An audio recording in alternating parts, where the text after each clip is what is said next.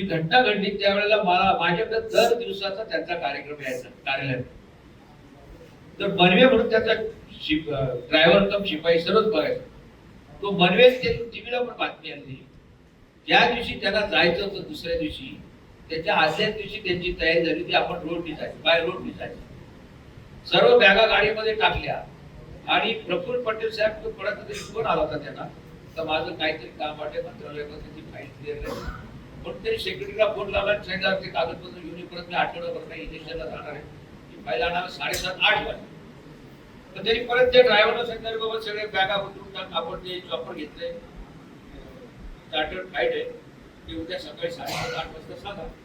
त्या बॅगा त्यांनी परत काढल्या आणि 5 लोक पायलट त्याचा एक बॉडीगार्ड आपल्या जाधव माझ्या दसऱ्याच्या वेळेस ते भोवाडला पण आले होते.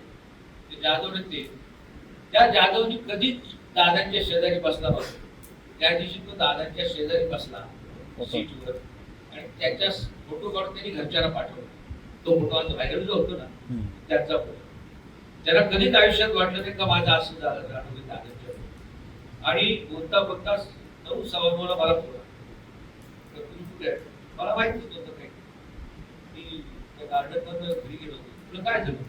काय म्हणतो तुम्ही बोगेला बोलला. बोगे म्हणजे दादाचे द्राक्ष. मग काय झालं? टीव्ही लावलं तर अपघात असं दाखवतो. मी फोन लावला तो दादा गेला. म्हणजे काय झालं? तुझा ऍक्सिडेंट झाला. पण काय झालं काय? तो विमान आपलं भेटलं. मला 2-3 तास काय समजेल ना काय करावं. कारण ज्याच्या सहवासात गेली 40 वर्ष बोलायचो 4 दिवसात 5 दिवसात 2 दिवसात रोजच कधी कधी त्या दिवशी जायचं त्याच्या आदल्या दिवशी मी बोललो त्या दिवशी प्रत्यक्ष भेटून आलो आणि अचानक गेलो. आम्ही गेलो बारामती. मगाशी त्याचा उल्लेख पठारशेट्टी हजारोच्या संख्येने लोक चालत येत होती, गाड्या घेत होते, सगळं काही लोकांचा विश्वासच नव्हता दादांचा हे असं